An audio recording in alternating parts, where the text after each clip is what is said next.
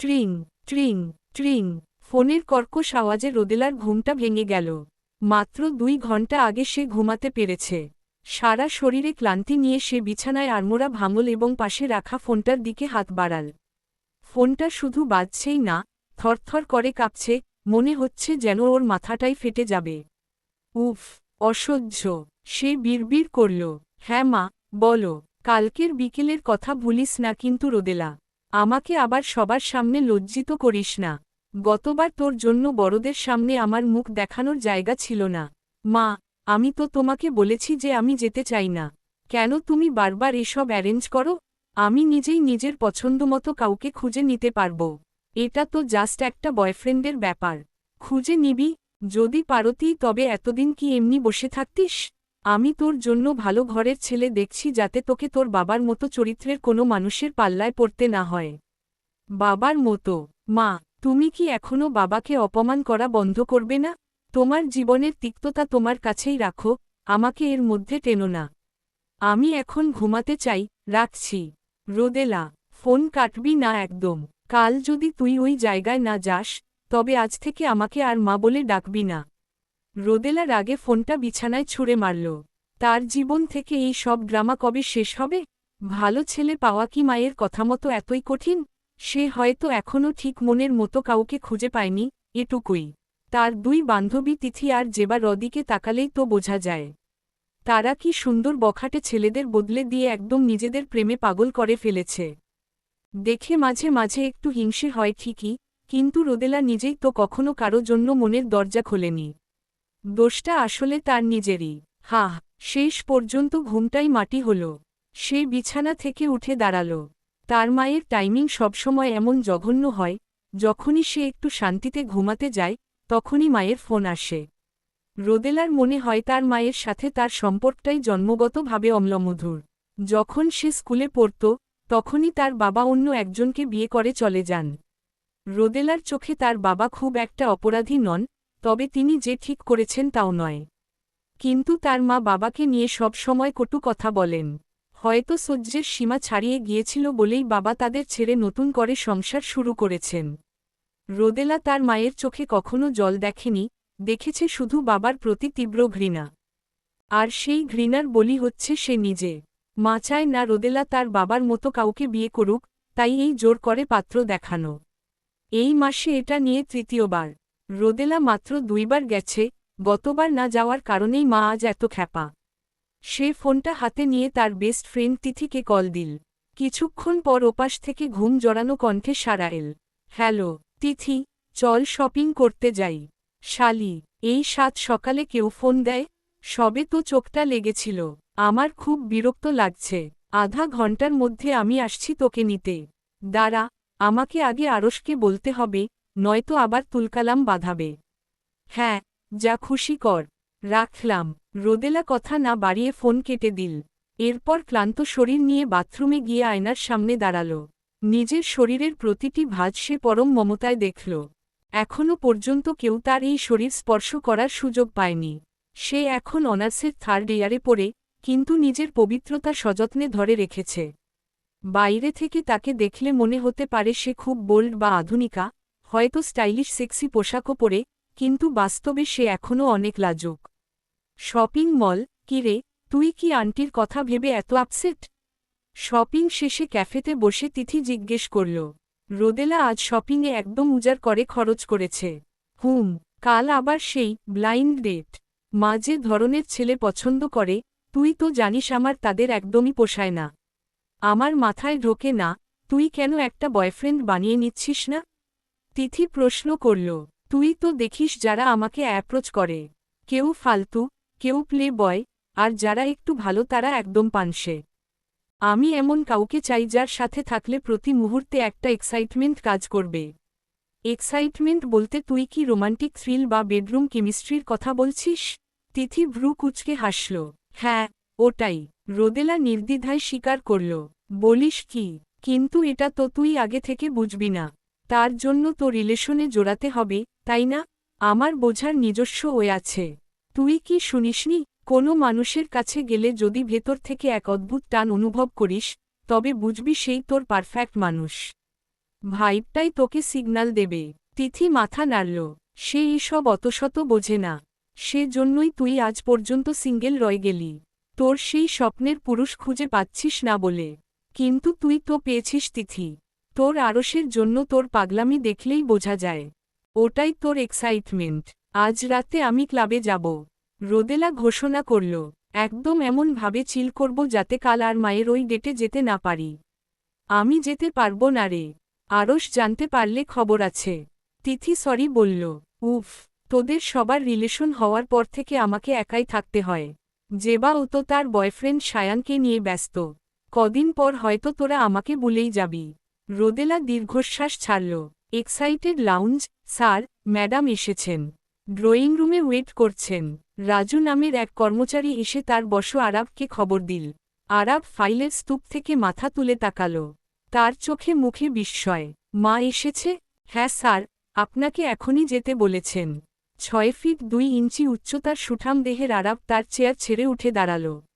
গম্ভীর মুখে পাশের ড্রয়িং রুমের দিকে এগিয়ে গেল। তাকে দেখে বোঝার উপায় নেই তার মনে কি ঝড় চলছে। মাঝে মাঝে বাসায়ও তো যেতে পারো। আরাবের মা পারভিন সুলতানা ছেলেকে দেখেই বলে উঠলেন। বয়সের তুলনায় তাকে এখনও অনেক এলিগ্যান্ট দেখায়। কাজের খুব চাপ মা, তুমি তো জানো।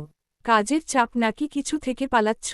পারভিন সুলতানা তীক্ষ্ণ দৃষ্টিতে ছেলের দিকে তাকালেন।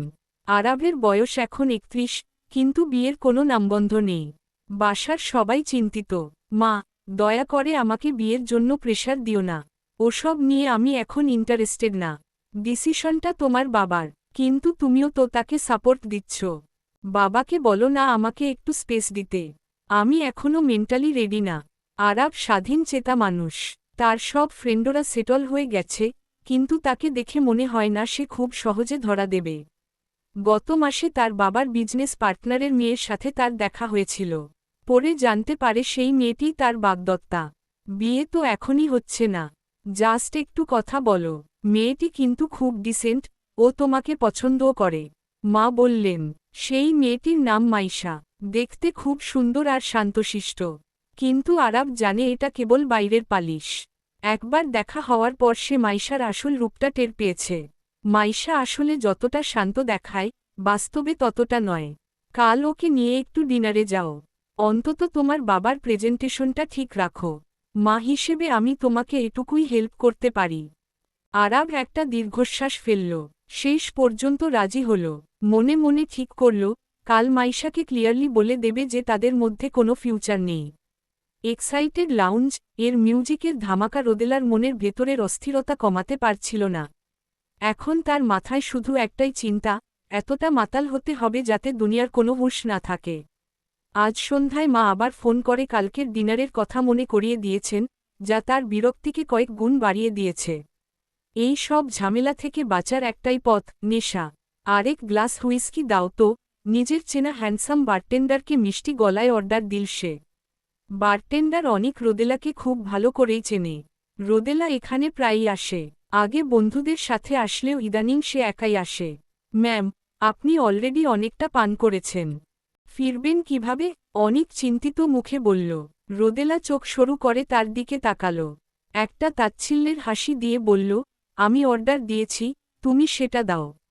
টাকা তো দিচ্ছি, তাই না? আমি আপনার ভালোর জন্যই বলছি। আপনি প্রায়ই এখানে আসেন, তাই চাই না এই অবস্থায় গাড়ি চালিয়ে কোনো বিপদে পড়ুন। কোনো টেনশন থাকলে আমাকে বলতে পারেন, আমি কাউকে জানাবো না। হা, এই বুড়ো খবিশ, বসের দোকানে কি এখন কাউন্সিলিং সার্ভিসও শুরু হয়েছে নাকি? রোদেলা হাসতে হাসতে এই লাউঞ্জের মালিক আরাবকে বুড়ো খবিশ বলে সম্বোধন করল। অনেক মৃদু হাসল।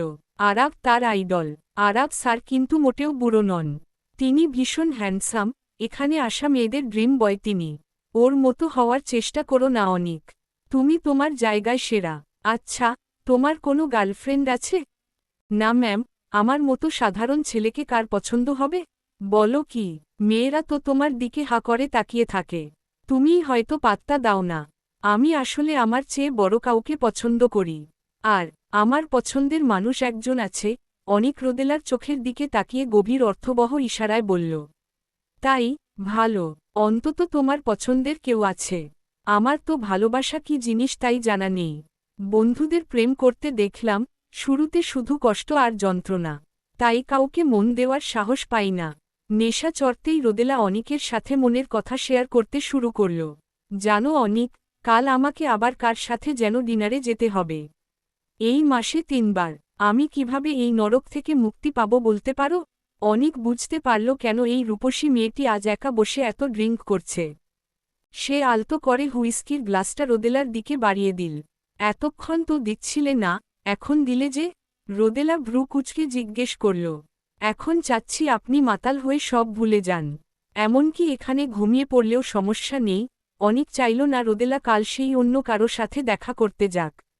আমি যদি মাতাল হয়ে যাই, তুমি আমাকে বাসায় পৌঁছে দেবে তো? রোদেলার নেশাতুর চোখ আর আধো আধো কথা অনিকের হৃদস্পন্দন বাড়িয়ে দিল। আপনি যদি ভয় না পান, তবে আমি অবশ্যই পৌঁছে দেব, অনিক কথা দিল। তুমি কি আমার প্রেমে পড়ে যাচ্ছ নাকি? রোদেলা হেসে ফেলল। কি মনে হয় আপনার? একটা ছেলে যখন চায় না আপনি অন্য কারো সাথে দেখা করুন এবং সবসময় আপনাকে চোখে চোখে রাখে, তার অনুভূতিটা ঠিক কি হতে পারে? রোদেলা আলতো করে অনিকের হাতে হাত রাখল। সেই স্পর্শে অনিকের শরীরে এক অদ্ভুত শিহরণ বয়ে গেল। রোদেলার নিজেরও কেমন যেন লাগছিল। অনিক, তুমি প্রথম যে আমাকে এমন উত্তেজনা দিচ্ছ। জানি না এটা কি নেশার জন্য নাকি অন্য কিছু। ঠিক সেই সময় ভিআইপি জোন থেকে তীক্ষ্ণ দৃষ্টিতে তাদের দিকে তাকিয়েছিল আরাব। তার সাথে তার বন্ধু রুদ্র বসে ড্রিঙ্ক করছিল। কিরে আরাব, ওই লাল ড্রেসের মেয়েটার দিকে ওভাবে তাকিয়ে আছিস কেন? রুদ্র জিজ্ঞেস করল। ও আমার ছোট ভাইদের বউদের বান্ধবী। মেয়েটা একদম একা বসে ড্রিঙ্ক করছে, আরাব নির্লিপ্ততা স্বরে বলল। দূর থেকে যা লাগছে না। একদম তোর পছন্দের টাইপ, পুরো সেক্সি। রুদ্রর কথায় আরাব শুধু একটা তাচ্ছিল্যের হাসি দিল। চেহারায় ঠিক আছে, কিন্তু স্বভাব খুব খারাপ। মেয়েটা বড্ড তিতকুটে আর বদমেজাজি। একবার আমাকে যাতা শুনিয়েছিল। বলিস কি, তোকে ঝাড়ি দিয়েছে? ইন্টারেস্টিং। রুদ্র যখন হাসাহাসি করছে, তখনই দেখা গেল অনিক রোদেলাকে চেয়ার থেকে ধরে তুলে নিয়ে যাচ্ছে। 1 মিনিট, আমি আসছি। আরাব তক্ষুনি উঠে দাঁড়াল। মুখে অপছন্দের কথা বললেও রোদেলার বিপদে সে স্থির থাকতে পারল না। তার ছোট ভাইদের বউরা জানতে পারলে তাকে ছিঁড়ে খাবে। নিচে নামতেই আরাব কড়া গলায় জিজ্ঞেস করল, ওকে কোথায় নিয়ে যাচ্ছিস? বাসায় পৌঁছে দিতে যাচ্ছি স্যার। ও খুব মাতাল হয়ে গেছে, অনিক উত্তর দিল। তুই ওকে চিনিস? আরাব ভ্রু কুচকাল। খুব একটা না, কিন্তু ও আমাকে বলেছে পৌঁছে দিতে।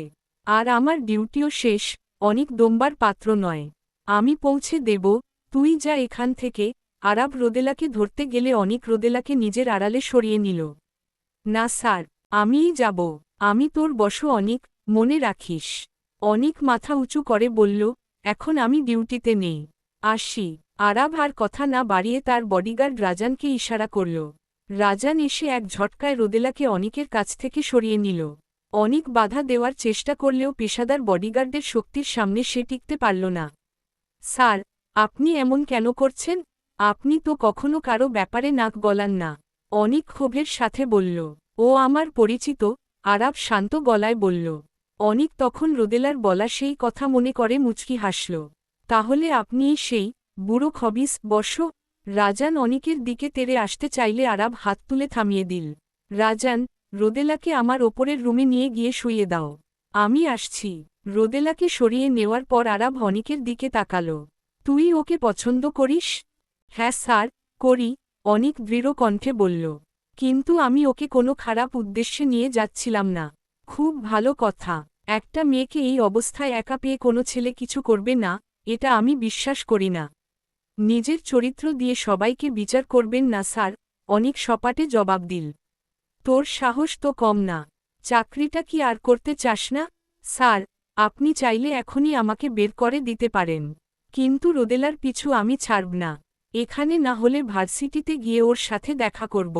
আরাব আগুনের মতো দৃষ্টিতে তার দিকে তাকাল। অনিক প্রায় তার সমান লম্বা এবং বেশ আত্মবিশ্বাসী। ঠিক আছে, কাল থেকে তোকে আর এখানে আসতে হবে না। You are fired. আমি জানতাম এটাই হবে, কিন্তু আমি হার মানব না। অনিক গটগট করে বেরিয়ে গেল। তার মনে প্রচণ্ড রাগ, কিন্তু সে জানে এখন এখানে শক্তি দেখানো বোকামি। তবে সে রোদেলাকে পাওয়ার লড়াই ছাড়বে না। চলবে। হ্যালো বন্ধুরা, গল্পটা কেমন হয়েছে জানাতে ভুলবেন না। প্লিজ তাহলে দ্বিতীয় পর্বটা আসবে নয়তো এখানেই বন্ধ করে দেব।